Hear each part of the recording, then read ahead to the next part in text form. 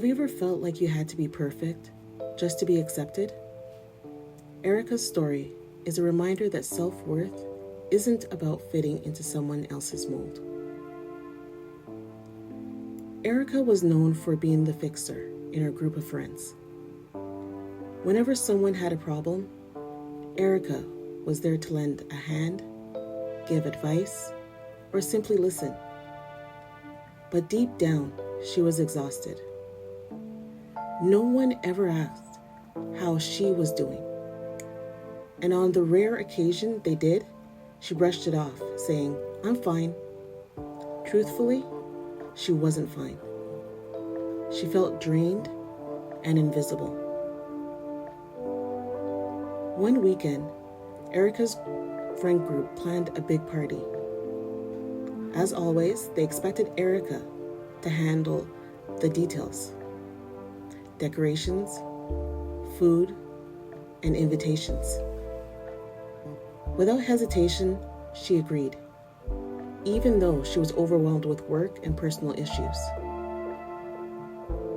The night before the party, Erica sat in her living room, surrounded by half-finished decorations and unanswered emails.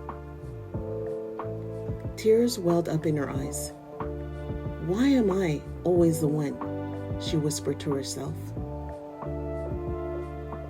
She realized that she had been seeking validation through being helpful, hoping that it would make her feel valued. But it hadn't. It only left her feeling resentful and depleted.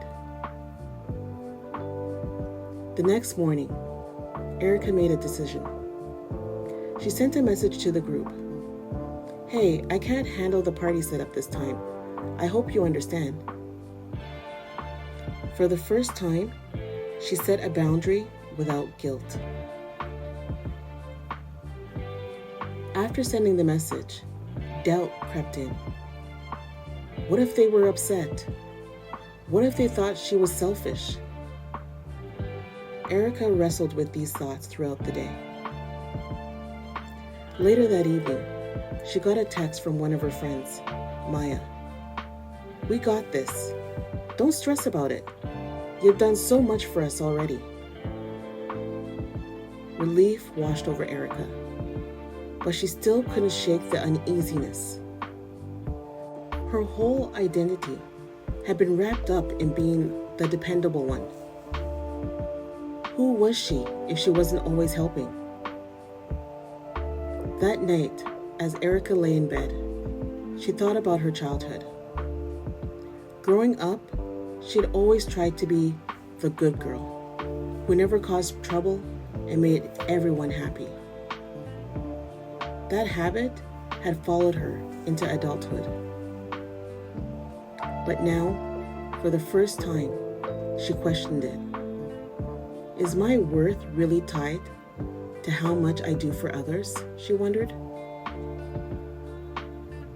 The next morning, Erica decided to try something different. She went to the park alone, a place she rarely visited because she was always too busy. As she sat by the pond, watching ducks glide across the water, she felt a sense of peace. It was the first time in years that she had carved out time for herself without feeling guilty. As she reflected, Erica realized that being helpful was part of who she was, but it didn't have to define her entire identity.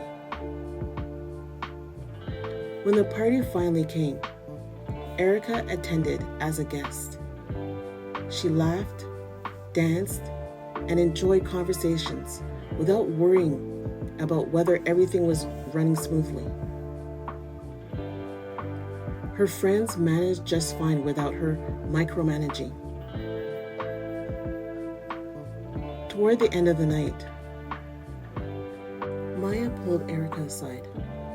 "You know, we never realized how much you did for us. Thanks for everything. This party was great, but it wouldn't have been possible without all the times you carried us before." Erica smiled. "Thanks. but I think it's time I carry myself a little more too. That moment solidified Erica's transformation. She learned that being helpful is beautiful, but only when it doesn't come at the cost of her well-being. If you've ever felt like Erica, remember this. Your value isn't determined by how much you do for others.